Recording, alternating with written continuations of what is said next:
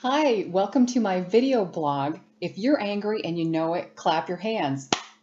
So congratulations, you have taken the first step towards recovery just by admitting that you're angry. So let's talk about what's going on with anger and what I have actually been experiencing with anger and with patients in the last few weeks.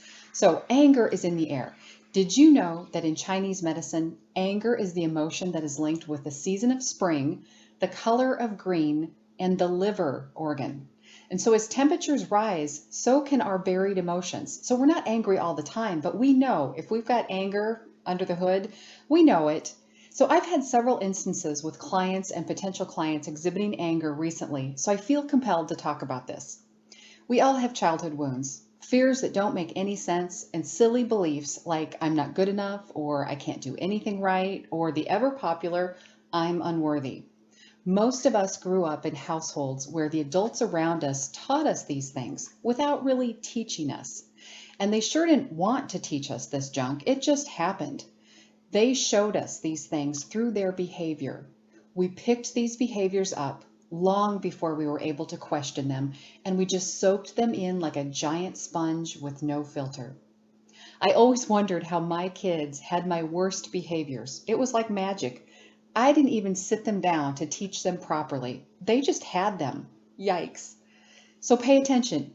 If you don't want to keep passing this junk on to the next generation, requiring them to seek counseling, you better figure out how to let this stuff go. For those of us who soaked up the many nuances of anger, we learned some of the following traits. We are simply amazing at twisting around the words of other people, then using these words to add salt to the knife that we then plunge continually into ourselves. Then we blame the other person for continually hurting our feelings. Makes a lot of sense, right? We also make silly, painful assumptions constantly, and none of them are true, really. Trust me on this one. We're actually afraid of making other people angry, so we seek to please them. We seek to get as many people on our side as possible. This is so that we feel right. And the pain of our own self-hatred has us constantly searching to blame others for literally every single thing we can find wrong with our miserable lives. So we're in this constant blame game. We look for what is wrong in other people and the world around us. We seek vengeance. Our negative mental chatter is nearly debilitating, and we wonder why our health, our relationships, career, and finances are a shambles. Someone or something else is always to blame.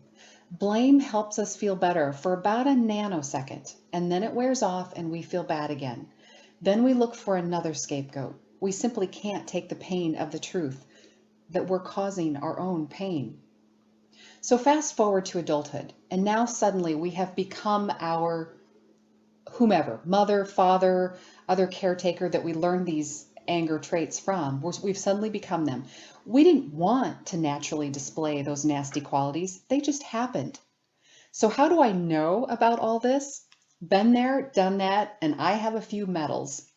So, what the heck can a person do? No one wants to feel this junk.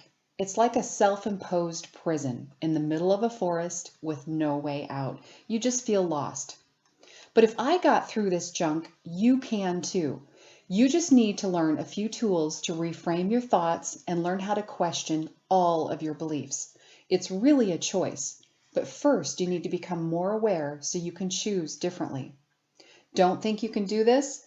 Have you been keeping your excuses close by to use like a knee-jerk reaction?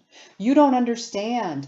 This is going to be too difficult. I can't afford it. I don't have the energy. I have blank. Here is where you're going to insert your favorite label. Here's some examples. I have Lyme disease. You don't understand. I have PTSD or post-traumatic stress disorder. I have cancer. I have split personality disorder. I have depression. I have brown eyes. I have small hands. That one's a joke. So we have these labels that become our excuse for making any changes. Another common excuse is I'm too busy. I'm too busy to change and work on myself. These are all called ego excuses, and they allow you to avoid something that you actually want, but you have an underlying fear about what you want. Here's an example of something I've come across a lot when working with sick clients. When I ask them what their goal is, they might say something like, I want my life back, or I want to be healthy. We talk about what it would feel like, what it would look like if their goal was realized. So it might feel like maybe they could have better relationships. Maybe they could socialize more. Maybe they could do a hobby that had to be put on hold while they were sick. Or maybe they could spend more quality time with their kids or their grandkids. In other words, we talk about the underlying why. Then I ask, what are they possibly afraid of? What might happen if their ultimate goal was realized? If they had their health back, if they had their life back, what might happen? And here's where they go silent. But really what's under the hood are things like they might no longer get attention. Their significant other or caretaker might leave them. They might need to go back to that crappy job. Or what would they have to talk about if they didn't have their illness? So we got to take a look at that stuff, uncover it. When you uncover it, it's going to be the silly, ridiculous things that are holding you back. But until you go there and uncover them, you won't break through this anger. So what potential health issues go hand in hand with holding on to anger? Here's the short list of what I have personally experienced, plus several symptoms from other patients. You could have decreased ability to detox, decreased liver function, chronic gallbladder attacks, high blood pressure or decreased heart function, infections like Lyme disease, MRSA, shingles, and other super fun rashes. You could have hot flashes. You could also have cancers and tumors. Now, I know these symptoms sound like a ton of fun, but they actually suck. Why would anyone do this to themselves? We don't do it on purpose. We just aren't aware of what we are doing. It's like we are asleep at the wheel. So if you want to get to the bottom of this junk and finally move past it, let's talk. About once a month, I offer a free webinar on what it takes to do this work. I also offer coaching to guide you through this process. It is much easier than you think. Please reach out if you need my help.